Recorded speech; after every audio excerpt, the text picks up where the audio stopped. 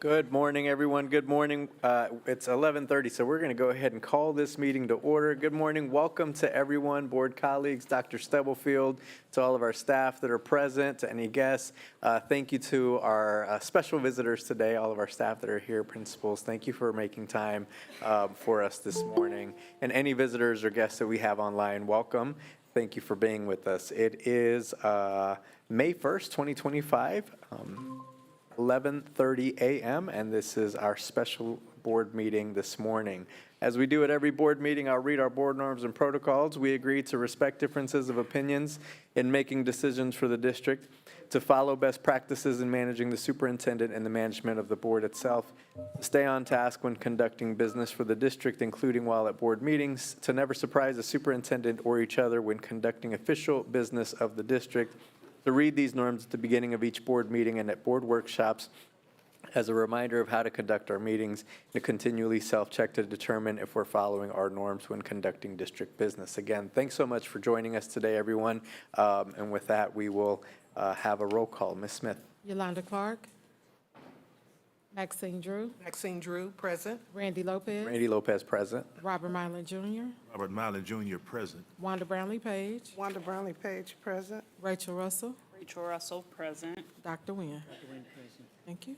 Thank you. Is there a motion to approve today's special agenda, please? So moved. Second. Moved and seconded. Any questions or discussion? Smith? Yolanda Clark, Maxine Drew, Maxine Drew, yes. Randy Lopez, Randy, yes. Robert Mylan Jr., Mylan Jr., yes. Wanda Brownlee Page, Wanda Brownlee Page, yes. Rachel Russell, Rachel Russell, yes. Dr. Nguyen. Thank you. Great, thank you. And before we start right into our agenda, I just want to say thank you to all the staff who helped make today, prepare for today's meeting. I know it was a quick turnaround to get everything set up for today, so thank you, everybody who had a hand in making sure that everything was set up and ready today, and for all of our principals for making time to be here for a conversation. Thank you. I know you all are extremely busy, so thank you for making time, and congratulations on another excellent school year. We're really glad to be in the positions that we're at, and really glad for your leadership in our district. So thanks for all you're doing. With that, today's purpose agenda really is around our budget conversation. Board, hopefully you had a chance to review the material, and today we'll have an opportunity to ask questions of our principals at every level. I'll hand it off here to Dr. Stubblefield in just a second, but just a reminder, board, our board retreat is next Tuesday, so please make sure, if you haven't already, to submit and complete your self-evaluation, your board evaluation. Ms. Smith sent a link for everyone. It should be in your email. If you need it again, we'll resend it. Just let us know. But if you could complete that by this Friday, end of day this Friday, that would be really helpful. And then our board retreat is next Tuesday. So with that, Dr. Stubblefield, I'll hand it off to you. It's still morning. Good morning, everyone, again. First, I just want to say it is School Principals Day, so happy School Principals Day to our principals, and you get to be here with the board on School Principals Day. What we have planned this morning is we'll start with our elementary principal representative, and someone will give a overview, but we'll go elementary, middle, and high school. And in order for you to be able to hear from everyone today, in case hopefully we don't have to bring them back, but if we do, at least you would have high-level heard from everyone. We've asked them to share no more than 10 to 15 minutes in overview, and then allow 10 to 15 minutes for questions, and that way each level will have an opportunity before 1 o'clock and others have to leave. And if that's okay with the board, that's how we plan to do it. Yes, Dr. When Nguyen. you finish, I just have a couple questions. Okay. And this is just a level set, and we've shared with the principals this morning, the board, and we shared all the same documents with the principals. They have your building needs assessments, your building profile, and then your budget as well. So some of our principals could not be with us for various reasons, but if it's a specific question about a specific school and there's no representative, we can get that information to you. Yes. Question. I have two sets of questions. Is this document, the building principals need assessment summary, is this the first time we've seen this, or we had this before?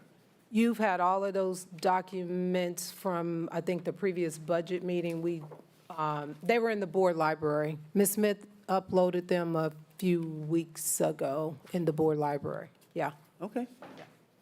And secondly, could you just refresh us of the process of completing the needs assessments? And let me run through the questions so you can answer as you choose.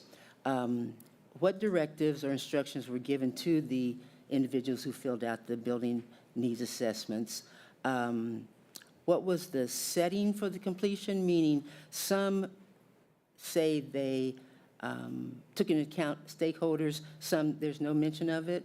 And then other than what is on this, were there other written guidelines that you gave to the leaders in completing the forms? So the building needs assessment, and Ms. Walker, whomever, or one of the executive director of schools, if I misspeak, if you can fill in the gaps. This is an ongoing process through their school improvement planning process, and as we look at KESA and all those things, although some of them may not have checked it, they all do take stakeholder input, just because of the requirements around those sorts of things. They include their building leadership teams and their parent feedback surveys. All of that is taken into account. But Ms. Walker can talk about the ongoing process because they start a few months ago and then they finalize them. So she can share that, yes. If I can just add on to that, can you talk about the changing of this form? So versus there being like specific, it looks like there are targeted responses or each response is the same. And so I guess, can you just walk me through and understand that versus each building principal putting in their own comment, which has previously been the practice? So, thank you. They did both. Yeah, I'll start first off of all with the framework. We have a written guidance document that we provide to principals. We rolled that out this year in November.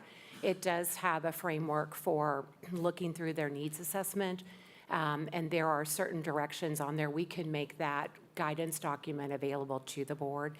And it talks about that it's not an individual assignment, that it is a shared leadership assignment, so they should use their building leadership teams, site councils, guiding coalitions. You know, some of the larger high schools have several different groups that work separately and then together to come together for needs assessment and school improvement. So we do give them that information and that guidance to do that with a collaborative stakeholder group.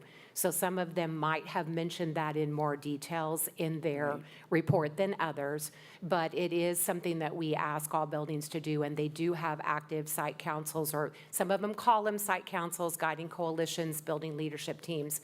But all of the title buildings, which would be elementary and middle school, do submit those memberships to me as a part of that title federal guidelines. So they use it with their whole stakeholder groups, whether it's explicitly mentioned or not. That's the guidance.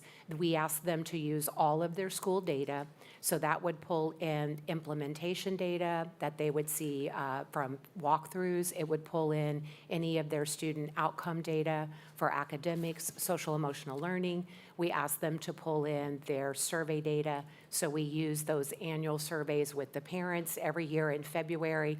And then we also do an elementary survey with 3rd through 5th grade, and then the KCTC surveys with the secondary students. And there may be others that buildings choose to use on top of that. But we do ask them to do all of that, and it is in the written guidance document that we provide. So we roll that out in November this year and ask principals to first complete their needs assessment first, because that data and looking at what they learn from the needs assessment then starts to drive their or inform their budgetary decisions. What are the needs that are exhibited by their data? And then given their district allocations in January, those letters, actually, we pull the numbers from Infinite Campus in January, and then HR provides the allocations for classroom teachers in February. And then we give them their title budgets and their general allocations based on their enrollment data at the FTE count from 9/20.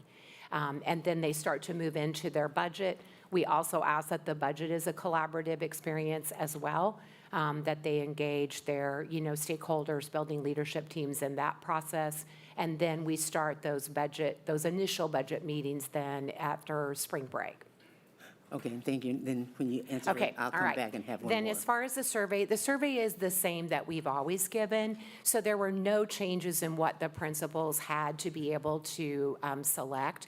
Those are, the choices that are pre-populated for them were provided as guidance from KSDE several years back when we started using the survey.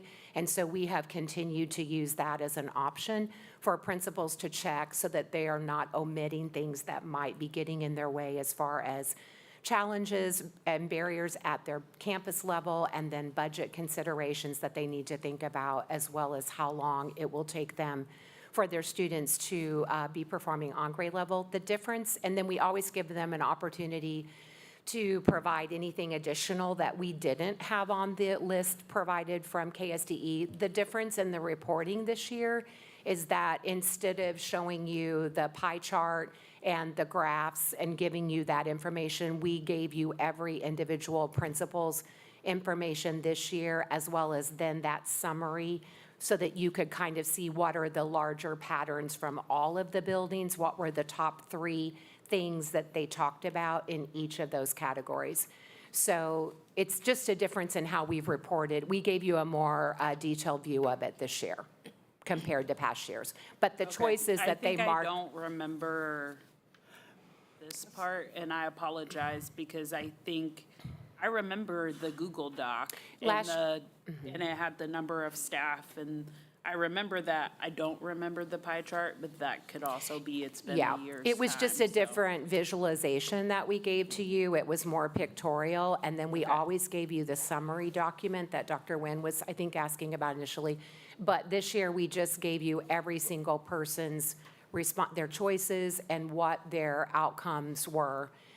We just gave you a different view of it this year, so you would have a more granular view. Okay, Right. and I appreciate that. I think one comment that I have, and it's not a critique, is if we could, so it was mentioned, today we're gonna hear each category by elementary, middle, and high. It would be great if the responses reflected that, similar to this. You want them separated out for- So that then it's this category, so when that group comes up and talks, then I can hear and then reflect on what the commonalities are here, because I think this puts the whole system together versus each of them being unique to each stage that we're hitting, so. Sure, we can go back and revise that report and send it out to you at a later time here in the next week or so, so that as you hear the information today and you make your notes, then you could compare it to see if there were any changes with the aggregate view that we gave you,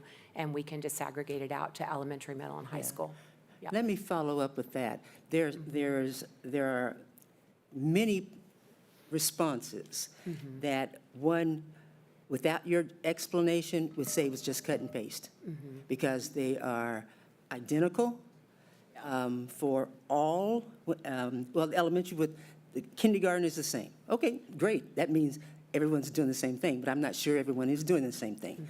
And then and so that was, what would I think be helpful to us when we are actually looking at the budget considerations is more specific, not so much needs, because all say they need intervention teacher or classified staff, certified staff, things like that. But there's just a lot that was not in last year's, that, like you say, if it's a template, it was used much too regularly, and an overuse of robust. You know, everybody's doing robust this, robust that. Well, that must be one of that section that you just click on, and it causes one to think, there's not, and I think she used the word unique. I know there's unique situations at every building, and that does not come through when you just point and click, and as I say, it looks like you cut and paste. So. Yeah, we appreciate that feedback, and we can continue to think on that. We've been using the guidance from the state, Right. but we can develop that based on your input and continue to revise that. And so they do have the option to pick from the menu, just like when you do the questions, when it comes to you, you have that same option, but they also have the option to write things uniquely Additional. for Some them. do, some don't. Right, and Yeah. so for some, what has been provided by the state, because that is such a robust list, they are, it already summarized exactly what they are saying. So, Right. but we hear you, and we can definitely, and we can share that feedback from the Well, the I'm sure it's state going to as come well. through when the individuals come. One other, help me with the math. How do you figure the attendance and the absenteeism? Because some will say I have 90% attendance and 59% absenteeism. I don't know how to do that math. We encourage the building principals to use the data from Data Central that's on the KSDE website. That would be the data that is cleaned and then finalized and approved by the state.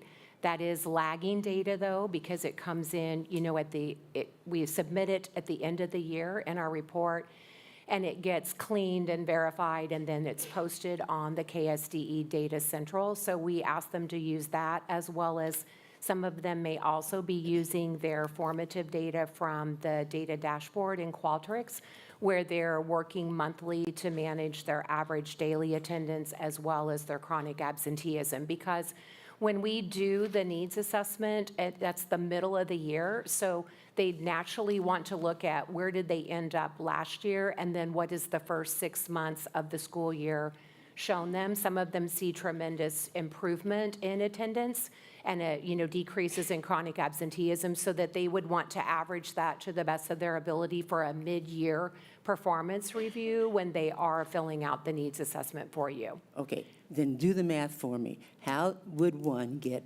90% attendance and 59% absenteeism? Just explain it to me. If you are talking, do you want Go to take ahead. that? I was thinking that it could be chronic absenteeism yeah. that they're looking at, so you're looking at a fewer number of kids that are chronically absent, and so that could be the reason why that rate, it doesn't actually partner with each other, because you're looking at a smaller cohort of kids with chronic absenteeism who you may still have a 90% possibly, or an 85% with a smaller group of kids. But if you have a particular building that you're thinking about in particular, we could get with that principal and we could talk with No, I them just- about how they've I just need to know how to do the math. figured it, and then get those details to you, if that's helpful. Thank you, thank you. Yep, you bet, Thank you. sure. Okay, if there are no more questions on the front end, the elementary representatives, if you can come up and just share high level.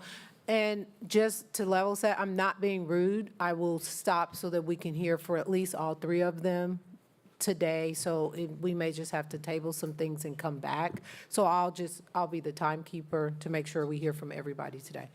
So if you can introduce yourselves, and then you can, Can I, yes. before we get, so I just want to go back and level set on what our process is, because I think I'm a little confused, and I just want to make sure that I know what happens after this. So today we're going to hear from the building principals.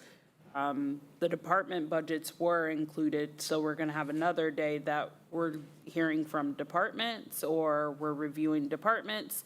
And then when are we coming back to the federal budget piece of this? So a couple of things. Today you'll hear from building principals. When the department budgets are finalized, if they are finalized, I know there's still meetings happening, we'll upload those documents, the updated ones. And then the next time you have a budget meeting, the department people are always present. So they wouldn't come and speak. You can ask direct questions about the department budgets at the next scheduled budget meeting. In the planning, just looking at regular board meetings, and we would have to do another session for a special budget meeting because of the way May and June falls. I tentatively held May 27th as a budget meeting, not having any reports or that kind of thing. But by June 24th, you will need to make the decision about if you will potentially exceed revenue neutral, because if you don't, you automatically are defaulting to not exceeding revenue neutral. And all of that has to be concluded by like early September, isn't it? So we'll provide an updated budget timeline, and then we just need to add some additional meetings depending on what questions or information that you have after you hear from the principals. The part that is required to an extent is this dialogue with principals, and so that's why that's on there. Like depending on how you interpret the legislative information, there should be an opportunity for the board to review the building needs assessments and ask principals questions directly. Okay, thank you. I appreciate that. And I do not want you to be the timekeeper or the bad guy. So I would suggest if we have to be done by 1, that we ask Leslie for each group's presentation to put 20 minutes on the time clock, so we're all aware. Okay. And then that way, we're just, Okay. then you don't have to be the bad guy. Okay. Randy can be the bad guy and tell us that our 20 minutes is over. Okay. So, if everyone is okay with I'm that. fine with that. Okay. 20 minutes, not, we don't want to give them, we could give you 3 minutes. If you can get it done in You're 3. going to be Better okay. talk We real got you fast. covered here. You can save the timer, trust us. So, good morning, board members and Dr. Stubblefield. Morning. I am Brett Bernard. I'm principal at Emerson Elementary School. And I'm Jerry Cunningham. I'm the principal at Whittier Elementary. So, we are here to represent elementary school principals and answer any general questions you might have regarding our budgets this year. Through our budget needs assessment process, schools identified barriers that need to be overcome for students to reach grade level proficiency. 3 of the top barriers identified by elementary schools are staffing and class size, meeting the diverse needs of our students, and finding more time to provide teacher and staff collaboration to support differentiated instruction. The first barrier, staffing and class sizes, we recognize the opportunity to strengthen instruction and individualized support is done by expanding our staff capacity. So keeping teacher-student ratio low, as well as the need to hire additional intervention teachers, aides, special ed staff to provide services that might be able to help support individual needs is needed. Instructional coaches as well provide the need to focus on building-based priorities and help maintain high-quality teaching and learning environments. The second identified barrier, meeting the diverse needs of students. We are committed to meeting the diverse needs of students, many of whom are navigating challenges related to poverty, trauma, and language acquisition. With maintaining and growing the right supports, such as EL and ESOL and SEL services, schools will continue fostering equitable access to rigorous learning.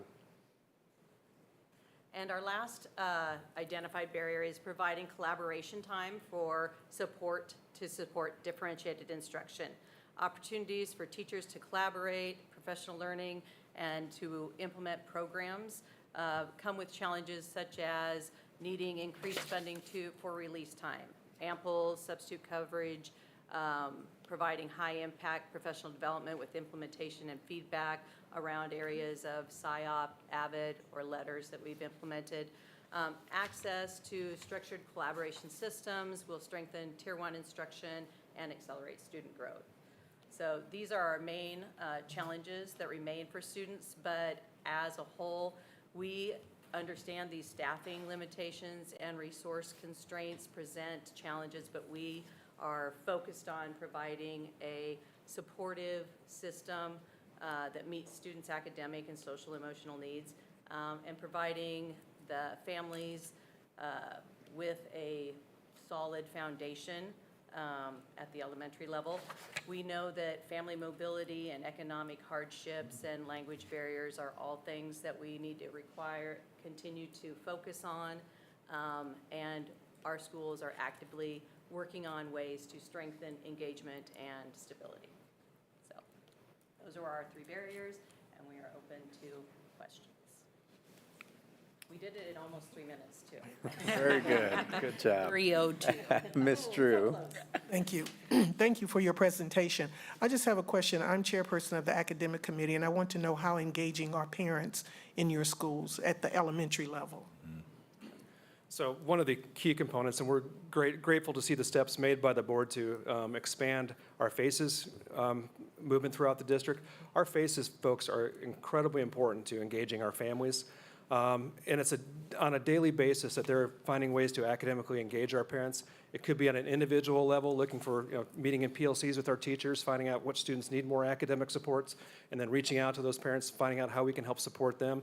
We also have parents that come to us looking to help for enrichment ideas for their kids. What can they do to grow their kids, kids that are gifted and need extra challenges. And our FACES people will help connect our teachers with our families and help support them that way. So they're incredibly important to our schools.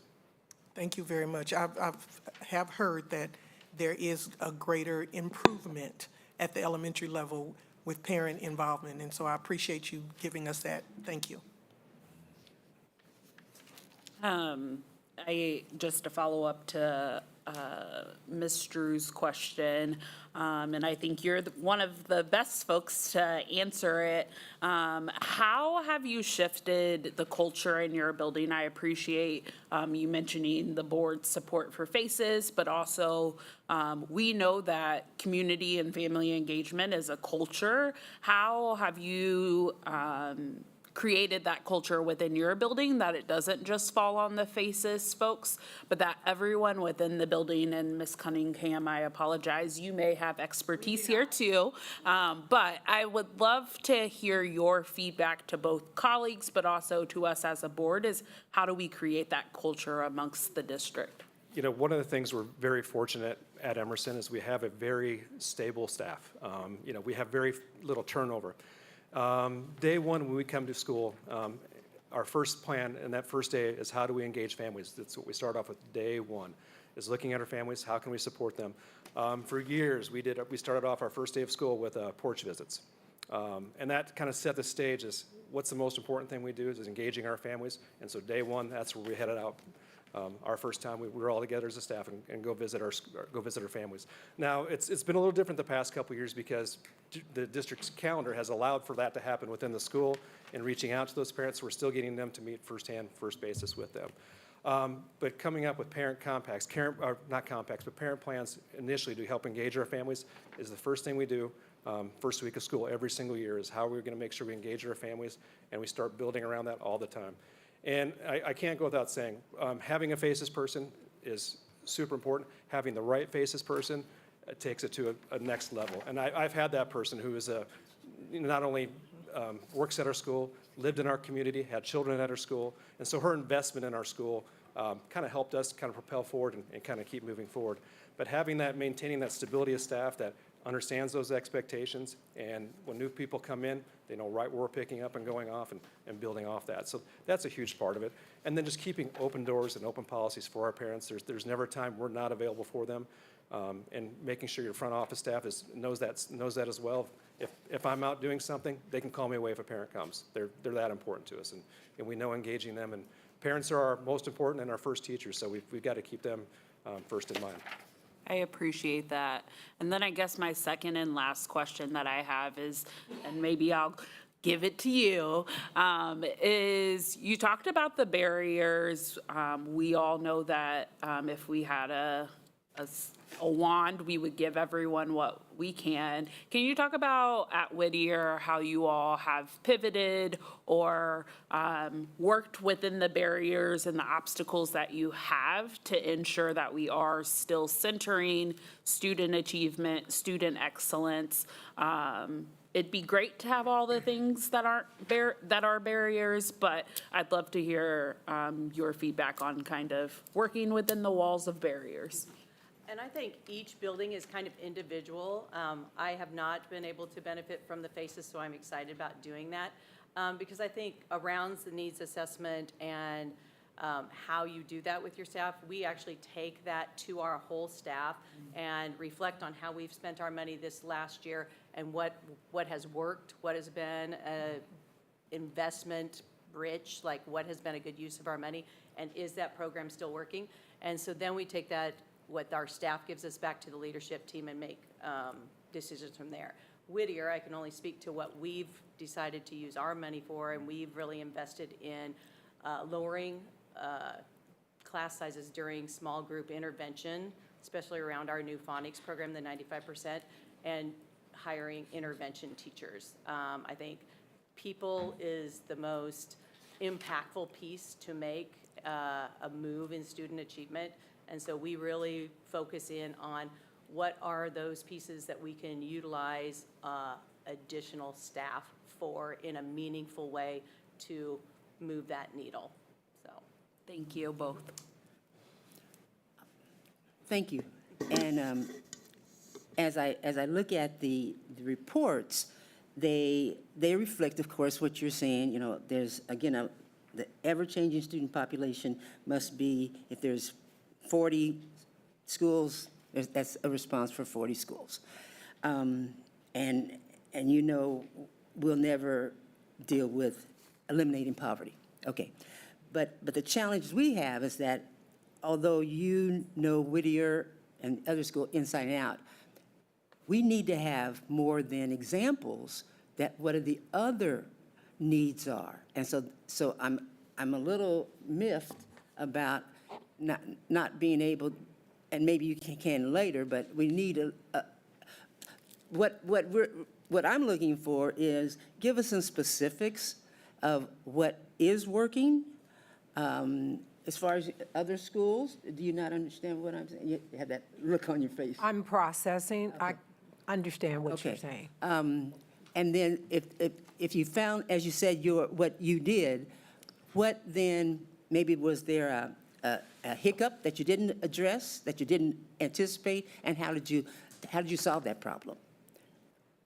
And I think that I think an example of that is Brett's school has used FACES at a really, really high level for several years and invested his money into that. Right. And has saw the benefits from it. And so then I think taking that to other places is an example of Okay, but that's something just one worked. thing. Yes. But you said you've had Yes. success Yes. without FACES, and from what you With- did.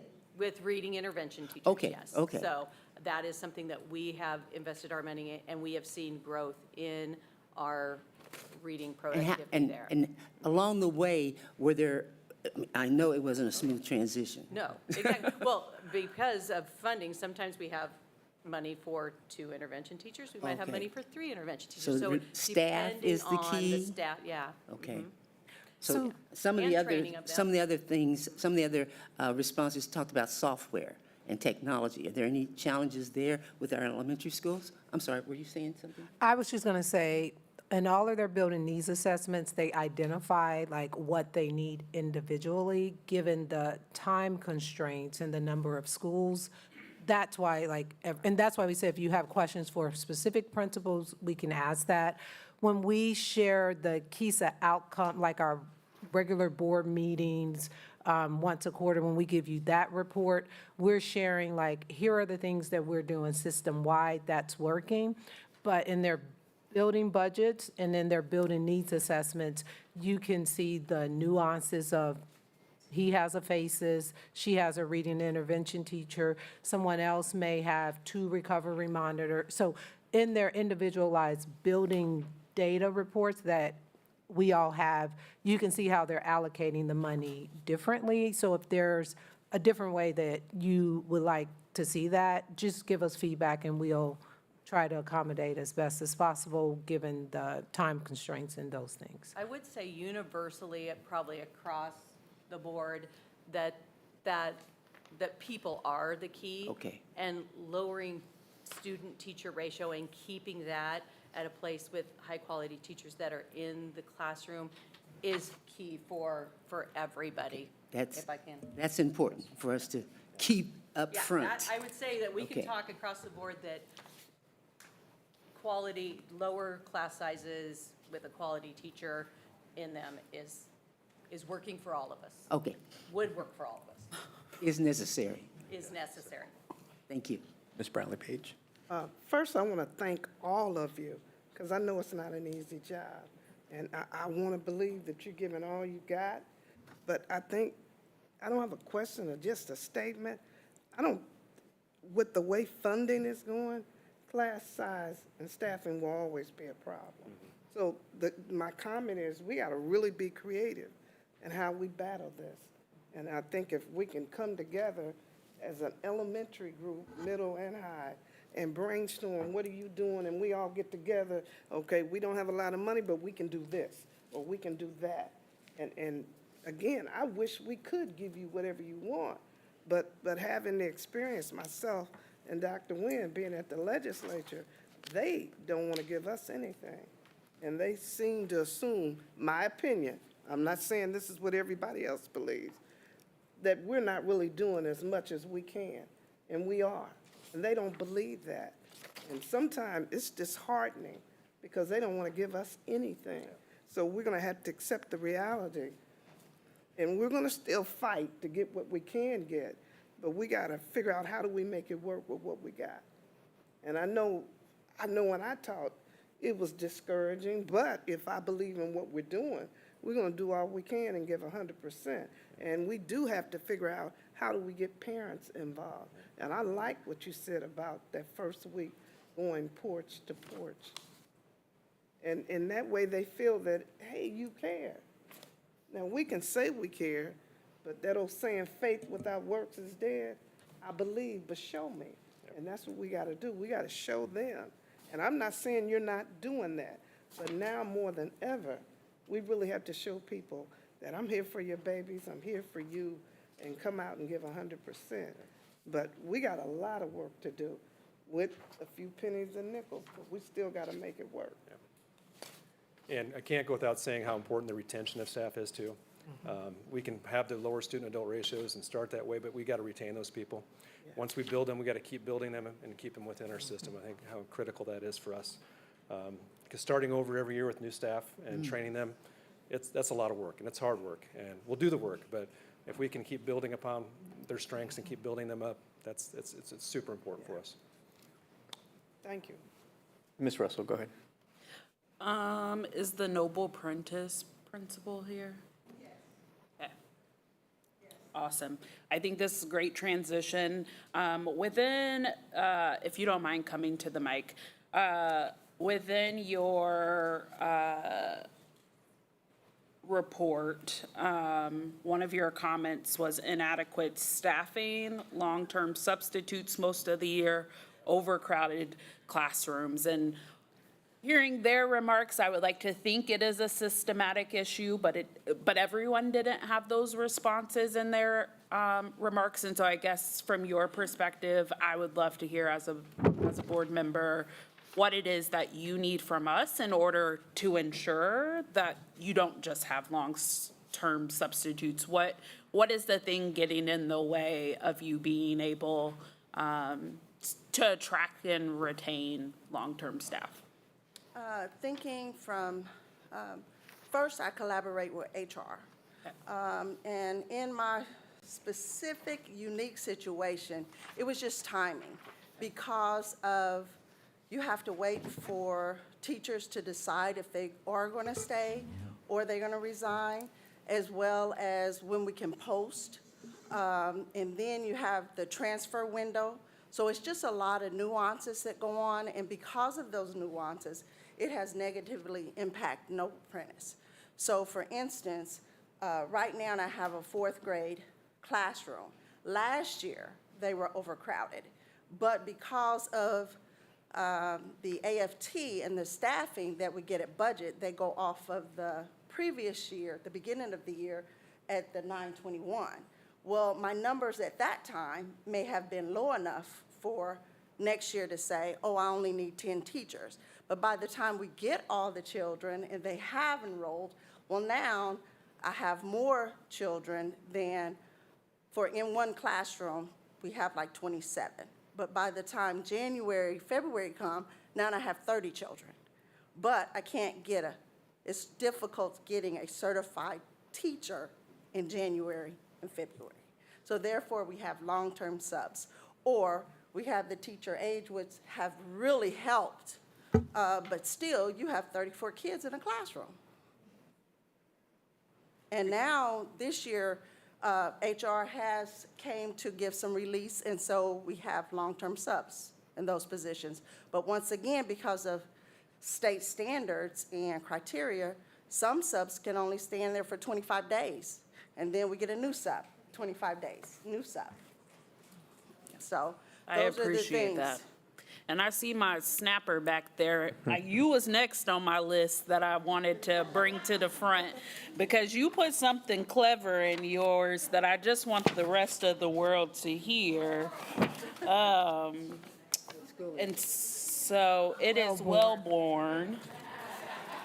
Oh, I'm sorry. You really thought I wasn't looking at you. Go ahead. We got 1 minute. You better hurry up. So I just want to elevate, and I know that times are hard and it's hard for us to think innovative because things cost. But one item or in your barriers when you talked about staffing, You said, additionally, we have a great team. They are stellar. Kudos, I agree.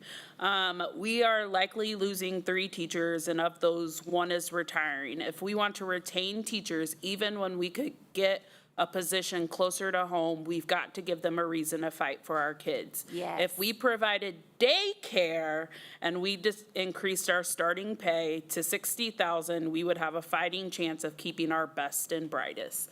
I want to just elevate that because I think as a board, we've had conversations. We've got to think outside of just the financial aspect of it, not just the dollars and cents that we give to our staff, but the actual how do women or men in the workplace work when they're also a parent. I don't know if there's anything else you wanted to add, but I did want to elevate that. Well, thank you. Because I think that's important, and I appreciate you putting that in here. Right, because like some of you, I was a teacher, and it was all I could do to get the daycare. We don't get paid enough, right? And so here I've got these new baby teachers who are getting married, having babies, and they're leaving me not because they want to, but because they have to. And we finally have this staff that I'm just so proud of, and our kids are wonderful. I mean, if you came to Wellborn now compared to then, you'd be amazed. They're fabulous. But I'm going to lose them. And it's because we should offer some kind of daycare. They do it in other districts. We should find out how they do it, and we should do it. And you can do it at Wellborn. I've got an open We can classroom. pilot it at Wellborn. We can pilot it at Wellborn. And I just can't say enough how much they would be grateful if you said starting salary in KCK is $60,000 because we value our teachers. And, I mean, every time they go to negotiations, I'm on their side. That's probably why I'm not on the committee. Because they deserve it all, you guys. They do it. They do the hardest work, and we keep giving them more. So that's all I got to say. Thank you. And I know we're at time, and I didn't want to interrupt, but was there anything else? Nope, that was it. Okay. Thank you. Thank you all. And I think, board, just a reminder, I know, again, limited time. If you do have specific questions or additional questions, if you could send those to Dr. Stubblefield, we'll make sure that we have responses and get responses from individual buildings, principals. But because of time, we're going to move on to the next group, so. All right, middle school, you're up.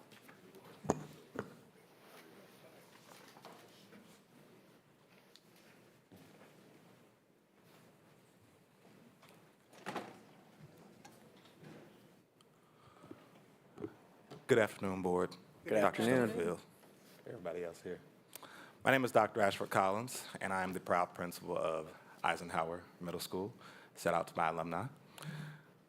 I am the representative for our middle school colleagues to speak about our needs assessments and some of the barriers, but also the examples of some of the supportive measures that we've all kind of spoke on these past few weeks regarding that.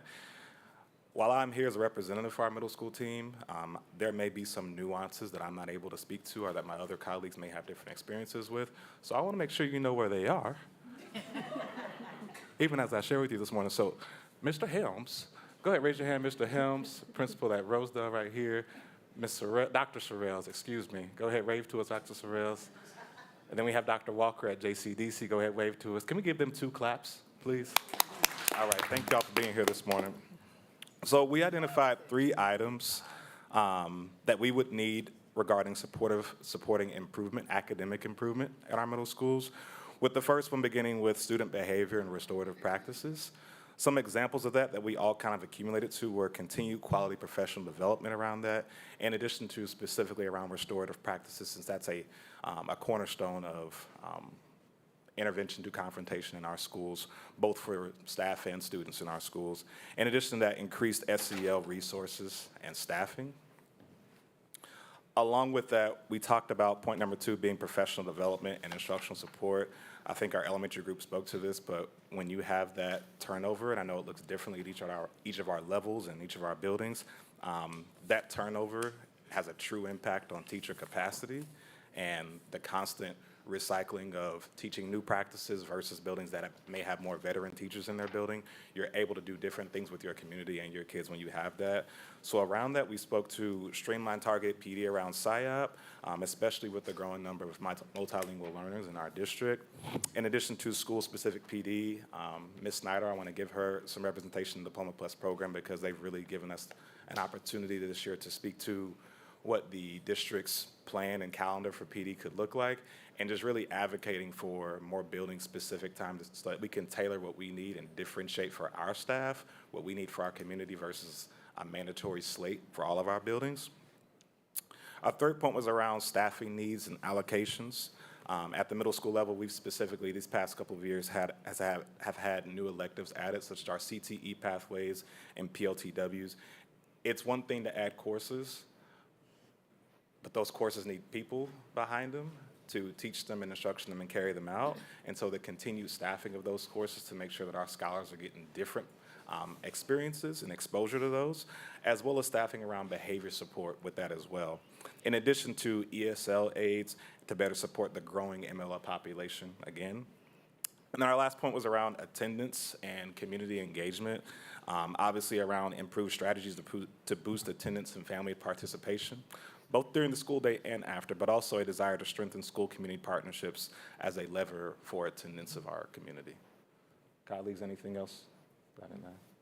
Okay, that's all for us, thank you. Thank you. Questions, board? Doesn't sound like it, Ms. Brownlee-Page. I'm just playing, No, I'll I stay want to here. thank you for mentioning restorative justice. I think it has some good potential and can be great, but we have it, but do we have everybody really involved in it in order to make it work? And that was the one piece that still bothers me. We spent a lot of money on it, but I don't think everybody's buying into it. And it can work, because these kids want to share and talk with somebody, and we got to be able to communicate. And I think it's a good program. It's good to hear you say that you all see the value in it, but we just got to get more people to buy into it. So I appreciate that. Thank you. Other questions, comments? Ms. Russell. I hope you didn't think I was gonna let you off that easy. Okay, great. I appreciate you presenting, and I think the first place that I want to start is the school community partnerships. And so middle schools have had faces for multiple years now, and as we implement this cluster model, it is a little concerning that folks at the middle schools are still struggling to find those partnerships with families and the school. And so if you had any advice to us as a district implementing this and taking this kind of in-house, what would you say would help cultivate? And maybe it is the fact that we're going to the cluster model, but how do we better help support your faces in the buildings from kind of our lens of really helping build that culture partnership mentality? Loaded question, sorry. That's okay. I'll make sure I understand it correctly. What is the way that you all could best support our FACES coordinators? Because you've had them for a few years, and while elementary is excited to have them, you all, I don't know that we're quite seeing our ROI or our return on investment at the middle school yet. And so I'm just trying to balance our expectations now when we've already implemented it at the middle and secondary. We know that parent engagement is harder at those levels, but So, if you had advice for us, what? sure. I'm trying to hear Ms. Tribbett's voice as I'm talking to you right now. Her spirit's breathing through me, so I'll do my best.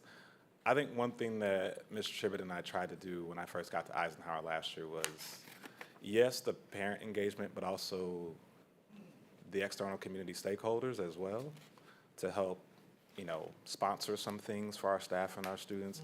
I think if there was I know we have vendors, but if there were some specific vendors that, I'm gonna say this the right way, aren't just trying to see how much they can dig into our budget to support us, but are truly there to support what we're trying to do as a community to leverage that. I think if there is a list of some partnerships that we have in the community to supply to those FACES coordinators that they can dig into, hey, these are for, student activities, this is for food, this is for, just speakers that we have. Like, I know we have the vendors, but if they were just given I almost said robust, I'm sorry. If they were just given a really core list of vendors and partnerships that they could reach out to as true partnerships, I think that would really help leverage the community outreach that they begin to do, because I know that our FACES coordinator works really hard on that, and she's Wyandotte through and through.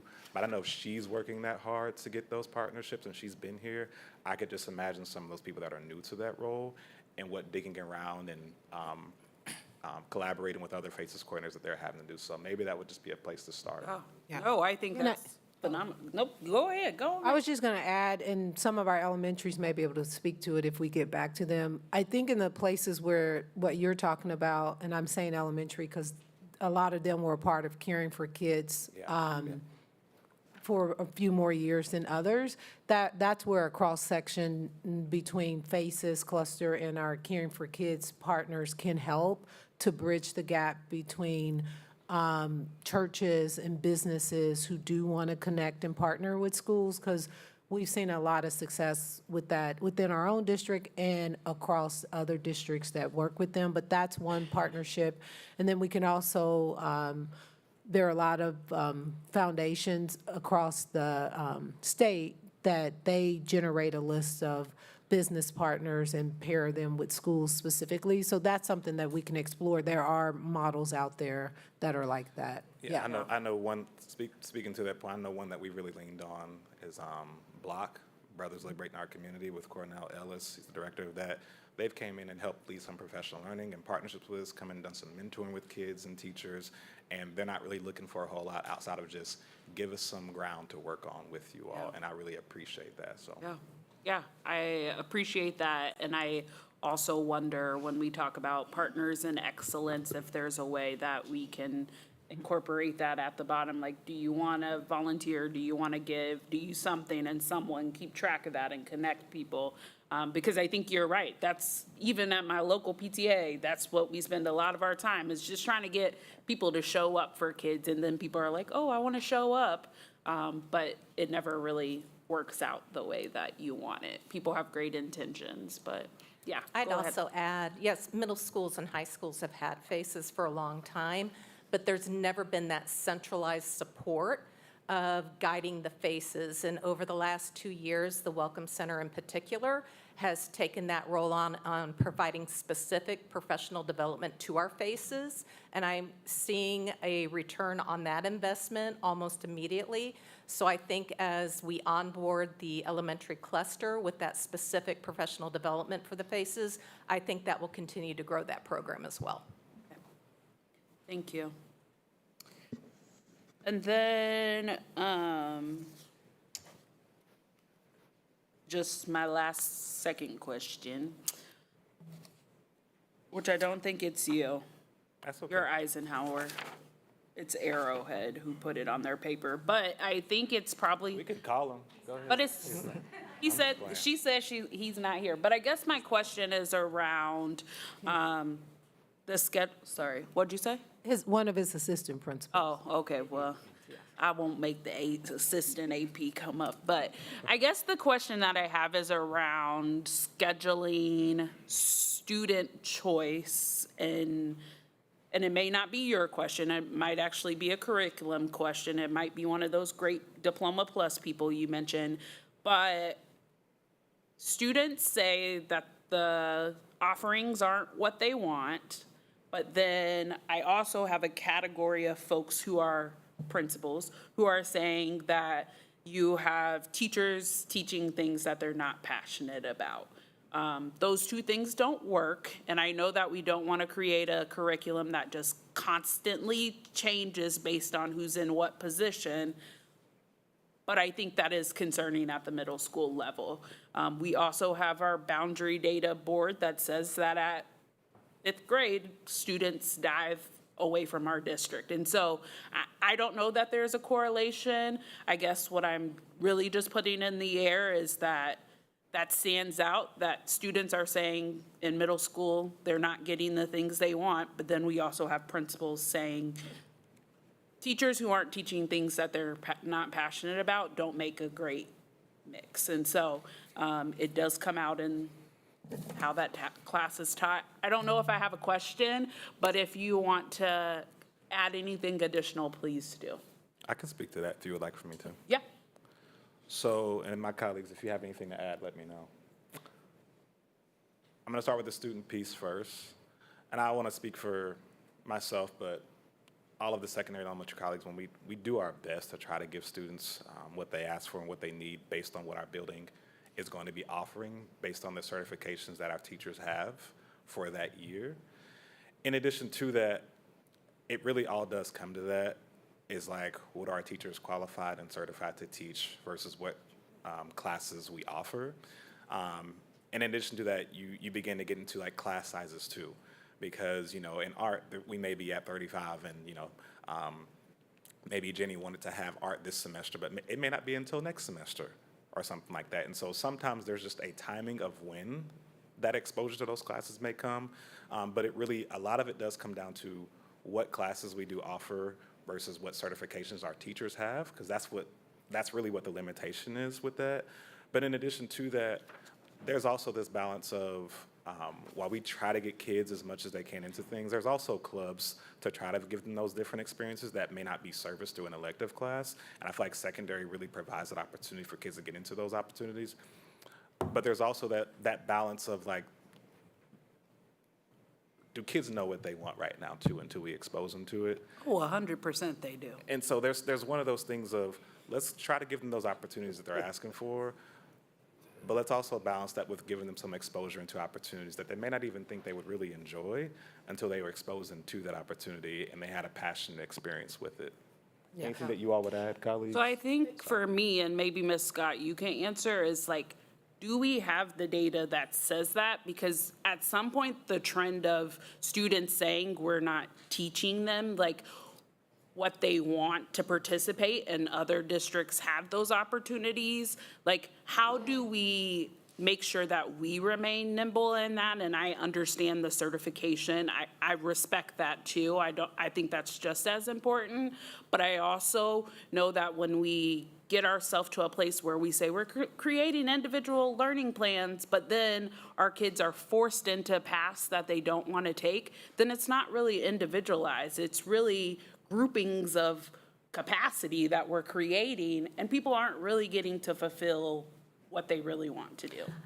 I will say, with that historical perspective of middle school elective offerings, we offer much more to our students now than we ever have, because we have heard that traditionally we have not offered a well-rounded elective experience for our students at the middle school level. So we have pushed to place more electives, different types of electives than we've offered in the past, and we are trying to align them with the pathways so students can make an accurate pathway, losing the word, decision of where they want to go in high school. So we want to expose them to that variety, and I appreciate what Dr. Collins shared.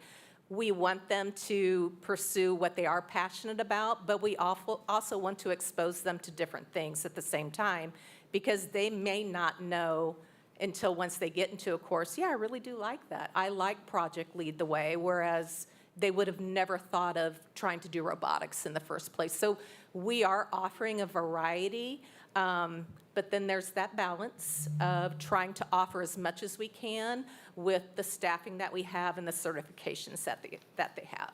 And I think, Ms. Russell, we do have, I mean, if we don't have student data, we definitely can collect that data. But I would also be interested in what are other districts offering that we do not offer, so we can explore like what that is.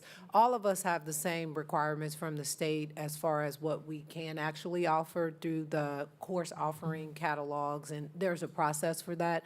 So if there are things that are offered at other places that we're interested in exploring, and looking at the cost associated with it. Like, I think about some districts, at the elementary level, they have the option of band and orchestra. There's a cost to that. At the middle school level, the way that they have their schedule, it's similar to the high school, like it's 4 blocks per day. There's a cost to that because you need more people. So we definitely can explore, but if we can know some of the course offerings that we don't have, we can look at what's comparable to that or explore what that would mean to introduce that to us. And I guess I'm going to put that back on you all to figure that out, because I think my handful of people does not speak for all of our district. And so I think our best practice here would be to ask students, what offerings don't we have? I know that the art piece, I appreciate you saying that. That is a constant thing that I hear from my 8th grader, is that, like, I only get to take it once, or I can only do it one semester, like, but she loves art. And so I think asking students, I also think as we couple the social emotional pieces, we went to a conference and they talked about the social emotional. So there are districts that offer yoga classes or resiliency, and I don't know how that all of that works into the curriculum piece, but it is something that's happening across the country. So just thinking about how we loop social emotional into meeting the standards, that's not my expertise, but yeah, I'm happy to explore that, but I also think for it to be student-led, that should be where it should go. Thank you. No, I appreciate that. One thing I was going to add with that, just to give a more practical example around what that looks like, our buildings look very different. I'm just going to use Rosedale, for example. Go ahead. I know him very well. Well, when you just look at the dichotomy of Eisenhower and Rosedale, one of those buildings is in a very different place with sustainability and leadership and staff and culture, about 10 years. Thank you for that, for Mr. Helm. And so it looks very different. So their scholars may have a little more predictability in what courses are going to be offered, because that turnover may look very differently at Rosedale versus Eisenhower. We didn't even have any PLTW courses in our building last year. Well, next year we have 2 full-time elective teachers teaching PLTW courses. And so scholars are probably not even going to think to sign up for those courses because the previous year they weren't exposed to that. So I think that all just comes back to, again, that staff capacity and turnover continues to just kind of impact everything else like a domino effect. So I have a question that is going to run over 26 section. In all of these, and the elementary people said the same, give us some examples, give us some ideas on retention. How do we retain teachers? Every single one of them says, recruit, retain, recruit, and retain. I think everybody knows about recruitment, but how do you retain? I appreciate you asking that. To me, one of the number one ways that you retain people, it's not initiatives. It's number one, how they are treated when they come into your building and every building on your campus. I don't think there's any money behind that. I think number two, forgive me if I misspeak this, or if I missay this, how are we dealing with the personnel that are disrupting the culture of staff and students? Ooh, hey, ho. And I'm not saying that to shoot any, I'm not saying to throw Daggers. any arrows or salt, but I think that's part of the practice too, is not just like retention, but what is the space created for those people to remain happy and at peace? Are they stressed about the work, or are they stressed about the people they're doing the work with? Yep. I'm gonna stop at those two pieces, because I think that the work, it's okay to be stressed about the work, right? That's okay, we choose that. But I think when it becomes about the ones that we are leaning on to collaborate with and do that work with, and to have that collective efficacy, which is one of the biggest impacts when it comes to the visible learning, one of the biggest impacts of that, we have to make sure that we're balancing that approach with how we are moving about the supportive staff that are supported, but also being held accountable to that practice. Thank you. And I'd say, I think if you have more to add to that, or any of our principals do, please feel free to send us other ways that you think we should be looking at retention of our staff, because I think that's super insightful, in my opinion, If you have some direct ideas, thoughts that we need to hear, that you don't always get to share with us, but that you think we definitely need to hear, I would love to hear that directly from you all. I Mr. appreciate that. Lopez, Yes. Can we also get an idea, what are the, you said you have clubs. What type of clubs do you have at your school? And how is the attendance? Yeah. It varies by building. So I know that one of our clubs that we offer is a book club, and we have about 10 students that attend that. They actually just had a party for their end of the year celebration for that. They did have archery, but that changed for some different liability reasons. We have Enough is Enough, which is kind of a district campaign, but we have students that are part of that just to be a part of that, just to be a part of those conversations around the nonviolence. And so I'm not sure what some of the other buildings may offer, but it really varies. And what I will say is that can be teacher advocated for students that are interested, because I know I've been in buildings that may have like a Minecraft club, or that can be student activated, but they have to have a staff member that is going to sponsor that club along with them. But it really can just be just about anything that your community desires. They just have to have a student buy into it and a staff member to buy into it as well. And sometimes money, right? Don't you have the one jujitsu at Eisenhower, or you had? We had, that's at Arrowhead now, Arrowhead, I believe, or okay. maybe Lindbergh. Yeah, we did have that. But things like that do cost money as well, that come out of your Correct. budgets, or, so we've got to find ways to Yeah. support Book that club as well. doesn't cost anything. The jujitsu, there was a, Right.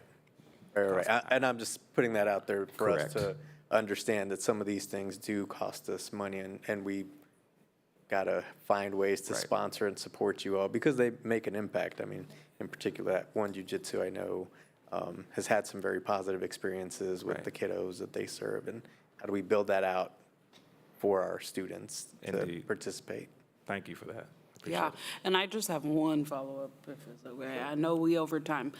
Speaking of clubs, do your clubs happen for middle school during the day or after school, or is there a combination amongst all of you? That's a great question. I know Central, they have accommodated their schedule to do like bi-monthly clubs during their FA time. We're not there yet. That's a conversation that we're beginning to have, because that's a great idea to make sure that all of our kids have exposure to that. Currently, our clubs are after school. Okay. Okay, Okay, thank you all. thank you. Thank you. Thank you.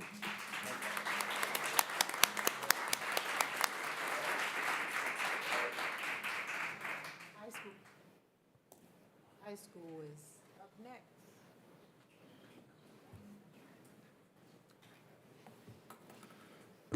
How's it going? Thank you for allowing us. I'm Rick Malone. I am the principal of Sumner Academy. I have Mary Stewart, principal of Wyandotte. Hopefully we give you a good representation of the high schools. I apologize listening to my colleagues. There's going to be probably some repetition. Obviously, there's some links, I think, between all levels, but hopefully we can answer some questions.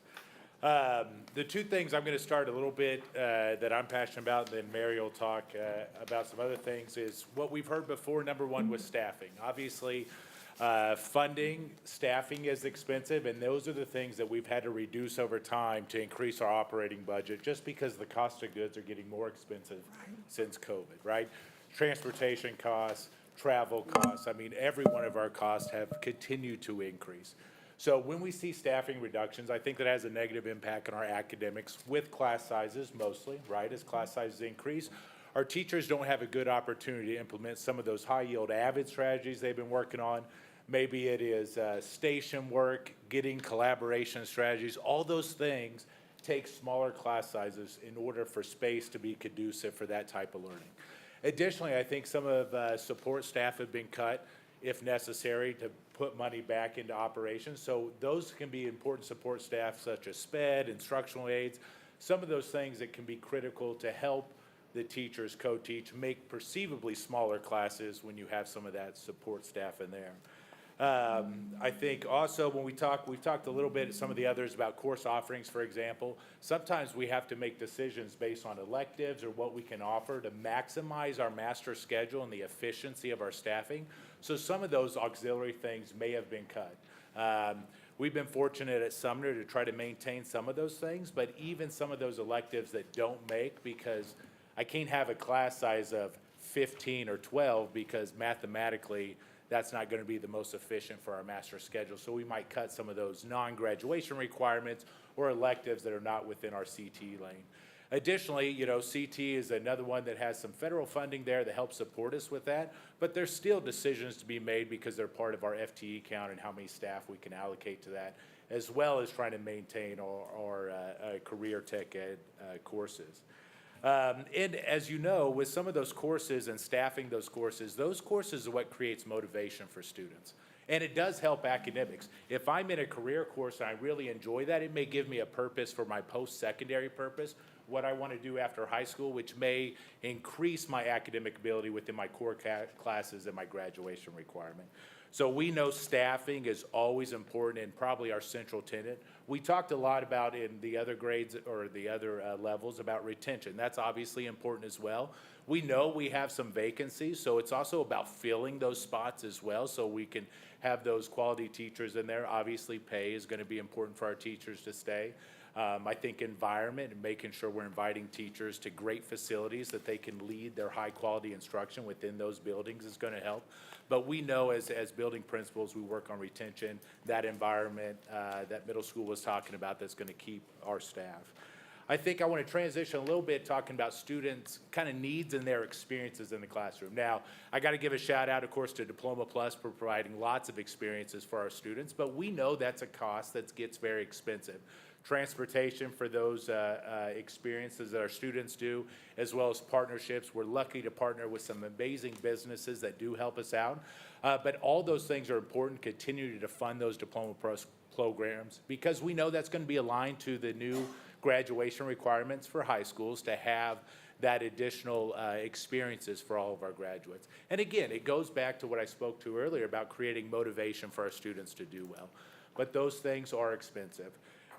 We know also there's other programs that have benefited all of our high schools, such as the Hispanic Development Fund, TPT, when it talks about ACT prep, all those things that help our students with post-secondary success, life after college. We know a lot of our students are first-generation college goers, so they need that additional staff within our college centers to help support them for what that transition to college looks like, and hopefully provide them the support that they're going to be successful when they go to college. We want to prepare our kids for college, but we also want to prepare them to finish college and be successful.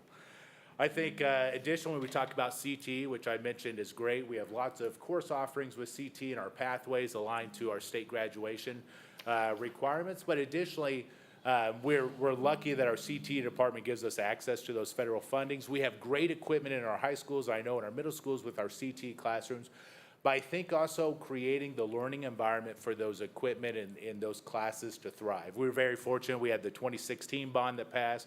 We had the most recent bond that's passed. Sumner is going to benefit from that as well. All those bonds are great to help continue to expand those spaces, but continue to allocate resource to upgrade our spaces and facilities to meet the need of these new career courses, as well as facilitate the very diverse learners. Kids today are a lot different than they were 20 years ago. Just the increase of technology and space and equipment that we need. I look at Sumner Academy, generally the building was built in 1940s. Things looked a lot different then, and just the infrastructure of our buildings can be updated for our kids and just the different learners that we do have. You want to talk a little bit more about the student needs? Yeah. So, first of all, good afternoon, good morning, whatever we're at right now. I think to kind of put a bow on everything that Rick just talked about is we really need resources to support the collaboration and the differentiation that our teachers are being asked to do. We've had a lot of great training, but we also know that our students come to us with some foundational gaps in learning. Okay, that's the reality of it. We've had PD that's really important, that helps us, whether it be SIOP, our AVID, our social emotional learning, our real world learning, all of that is very, very key. But we have to move from training to implementation now. And that's really important to support teachers as they're doing that. And that's going to take job-embedded professional development. And that includes the side-by-side coaching, the working, teachers getting in each other's classrooms and working together, being able to see promising practices and to learn from each other as they're implementing. So it's not just something they're getting in a session, but they're actually implementing and learning what works and what doesn't work. They're reviewing data. They're understanding what the students are performing, how they're performing, and how they need to adjust. That all goes around the PLC process that we talk about a lot, and we do talk about it, but again, we have to make sure we're implementing it. Teachers need support. Our teachers have amazing hearts, and they have amazing desire to help our students. Sometimes they help too much, because when they see students struggling in their classroom, they want to fix it, or they want to help that student be successful. We all want that with our students. What we have to help teachers is with some of the social emotional learning is how to allow a student to productively struggle and to work through that struggle. So that means some of the social emotional learning opportunities for our students don't need to be set aside. It's wonderful, and please don't take them away. All of our social worker, our behavioral health teams and all of that.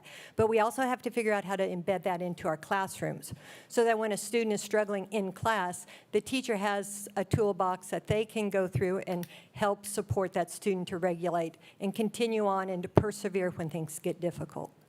So it's really, really important. Yes, staffing is really, really important. Parent involvement is very, very important. At the high school level, because we're so large, we have to think of systems, not just individual events. And one of the systems that's so important at the high school is the family advocacy system. That was set up to ensure that every student has and every parent has a caring adult that they could reach out to and be there for them. And I know, like in our board committee meeting, I shared the example of, we know that students involved in band, music, athletics, a lot of times their parents are more comfortable going to their coach or their band director than the chemistry teacher that might be scary. And that chemistry teacher might be scary because of the parents' experience in high school, and they weren't sure about it. So family advocacy system was actually developed in this district to allow for every parent to have someone that they felt comfortable with going with. And those advocates stay with their students over the 4 years. And that brings them in together. It also is wonderful for retaining teachers, because it's really hard for a teacher to step away after they've been with a group of students for 2 years or 3 years, and oh, we got a senior year. In fact, my experience is I often have seen it's after their seniors graduate that maybe that's when they think about stepping away. Because those relationships is what bonds us and what keeps us moving forward. And it's the same, and support for our students, our families, and support for our teachers as they're having to take care of all this high-quality instructional materials. And, the state has come out with a vision of quality instruction. And it's very rigorous, and it's very important, and it mentions high-quality instructional materials. Those instructional materials we're getting now. We can all remember the days when we didn't have textbooks that were readily available all the time, and we were talking about that all the time. We are getting those high-quality instructional materials now, but we have to support the teachers on how to use them. And we can't do it in necessarily a separate session. We need to be there with them during the day, side by side, coaching them. So our coaching is very, very critical in allowing them in each other's classrooms to work together. Thank you both very much for that. Board, open for questions. Ms. Brownlee-Page, then Mr. Milan. Ms. Stewart, you said about having the necessary materials. Are you doing the same with the parents to make sure that they understand? Because I'm old school too. I remember having a book, but things have changed. They're doing most on their laptop, and we still have parents don't understand that they're not always using the book. But are we doing something to help them understand that? And that's the continued work we have to do. We have to have the connection to the parent that we can have those conversations so that the parents feel safe to ask that question, and the teachers have the relationship that they can talk to the parents with it. Oftentimes we did that with our advocate. They were able to talk through. I remember when you were an advocate, right? And you had those relationships. I don't know if you've seen the new math curriculum, but it is a book. I mean, the students have workbooks. They're going to be working in, and the teachers are going to have some heavy lifting to do to understand how to use those materials effectively. But so now there's kind of a balance in some ways. We have some books, some resources, and some is online. But can we offer something to our parents, to our grandparents? Because we have a lot of grandparents raising their kids, and they don't know all the ins and outs. And is there a way that we can provide that and offer for those who are willing to come up and use it, get it, so that we can help them help their children? I think that's very definitely a possibility, and it happens some now, like during Family Advocacy Days, we have our curriculum nights where we show math and the English materials and things like that, but we can definitely enhance that without any problem. Thank you. Mr. Mylan. Yes, this is a general question I'd like to ask, and I know many, if not all, the elements in the education, what has been presented here this morning or this afternoon, and it's increased salary, recruitment, retain high-quality, certified, additional staff members, more teachers. Okay, in you all's own words, there are a plethora of things that are needed. We know that are necessary to enhance, to make this district better and our school system better. In you all's opinion, if you were to prioritize, say 1, 2, or 3, even right now, prioritize at the high school level the needs or need that's need to be implemented if you had to schedule for the upcoming year, what will be the first on the agenda? And, you know, we got a lot here, and it's evident that needs done. So on a priority basis, if I'm making sense, where will we start with the high school level for KCKPS right now? I think that my colleagues would agree, and I'll have anybody add to it, but I think staffing, right? Okay. If we can remove the need for any use of contracted services for our certified position like proximity, which has been a great resource to fill a gap, but we've got to get the full-time in-person teacher in all of our classrooms, and hopefully that includes lowering class sizes so we can do more one-on-one and group work with kids, because then the monitoring becomes easier when class sizes are smaller, which will hopefully in turn that students are achieving because we're able to monitor their achievement more and hopefully get a lot more kids across that finish line. Okay. But I think the number one is staffing and class size, in my opinion. Staffing and class size. Yeah. And I just want, in case somebody is listening to this out of context, proximity is not our first option. We only hire proximity last minute when we can't fill the position. We've moved proximity contract teachers out of the classroom throughout the year if we're able to hire them. So I don't want anybody to walk away thinking that's our first line. If we can hire somebody, we hire them. And in the contract, at any given day, we can say we don't need that teacher anymore, and the proximity person is removed without penalty, and we place the actual teacher there. So I just want everybody to know that. And I would add that they've been a great resource for our fellows teachers to get full-time certified staff by helping with that transition as well. It's been another great resource. Thank you. I'm done. Good. That's good. Thank you. Ms. Brownlee-Page. I'm going to age myself. I don't know if they have this in the high school, but when I went to Wyandotte, we have Future Teachers of America. Do we still have those sort of organizations? I will 'Cause speak we to gotta this. Figure out how to grow our own. We do. We have a teaching pathway. And that is another important piece when we're trying to figure out how to balance time and, instructional time for our students.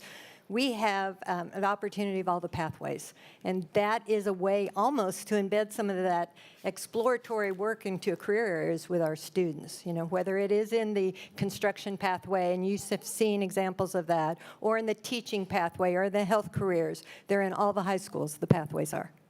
And I will say, last week at the Diploma Plus Showcase, I did get to spend a time with about 15 or 20 students who are in the teaching pathway, and they spend a lot of time in several of our elementaries. So that is a pathway that is growing, and it's a lot of students who plan to come back to KCK once they get through college. We have students in our pathway who go over to Mark Twain every day, and they do a great job. We have several who are graduating and going on to become teachers now, and they want to come back to KCK. I know that we have to go. I have a couple of comments. I just wanted to also say kudos to all of the high school teams who had folks represented at the KCKPS Excels. It really is a phenomenal event to see what I think of as kind of capstone projects and things for our students at the high school level. Two questions that I won't force the high school folks to come back for, but I do want to have a conversation about is transportation at that.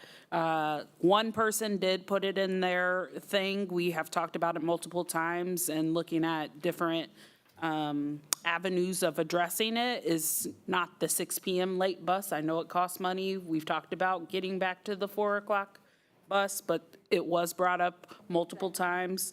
And then secondly, every single one of the high schools put prevention supports around mental health and trauma. And I want to talk about what we're seeing now, like what we're currently doing and what additional resources does that look like for our high schools, because every single one of them put that on there. And so those two items I just want to brainstorm, or I guess the first one was just a question is like, did we figure that out for the high schools? And then the other one is a question, a more in-depth question around the trauma piece. So And thank on you. behalf of the high schools, thank you for mentioning the buses. The 3:30, what we called the 3:30 late bus, it would be invaluable to help with students staying after for tutoring or other supports needed. Thank you. Thank you all. And can I add that that's probably been one of the disadvantages for clubs and stuff, is there's no after school, and 6 o'clock is too late, you know what I mean? But having another bus to route kids directly after school, great for tutoring clubs, activities, all those things. Thank you. Thank you for bringing that up. Ms. Brownlee Page, And Diploma Plus, let me speak into the mic, I'm sorry. and I'm sorry, Diploma Plus, when I first got on the board, I still think it's a phenomenal program that if you have children in the district, they can graduate with a high school diploma and an associate's degree. But I'm still in awe, I think within the last few years, since when, at the beginning, the individual who was over it, we only had like 1 and 2, and now we've gotten it up to like 13 or 14. We need more. If you don't have the funds to send them to school and they can at least get an associate here, and then all they have to pay is the last 2 years. I don't understand why we don't have more people in that. And I just want to know, what can we do to help?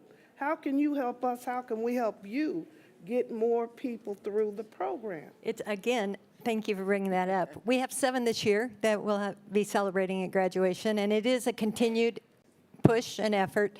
Our liaison to the community college is a valuable person that continues to grow that, because it's building the relationship there, as well as building the relationship with the professors that come in, the adjuncts coming in, as well as there's work that has to be done with the students, because they're still high school students, and sometimes when it gets rigorous, they want to step back. So we have to have that person able to coach them and talk to them constantly and say, no, you're not giving up, you know, you're moving forward, don't forget, check your blackboard, all those kind of things.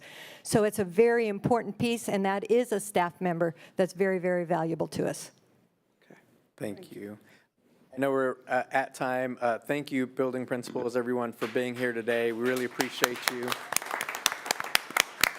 Board members, as you have additional questions, if they're specific to the buildings or just in general, please submit those to Dr. Stubblefield, and we'll make sure to have a follow-up. And then just one last comment. I really appreciated both in the material that was submitted in the conversations today, and maybe it's just because I've been in these conversations around asset-based framing on how we talk about our community or how we talk about the issues at hand, and not just coming from a needs-based or a deficit-based conversation, but really where are those strengths and opportunities, those things that we're really excelling at, and how do we continue supporting that, and that strengths-based asset framing, and how we approach and how we talk about our scholars and our community as a whole, rather than that needs-based deficit-based mindset.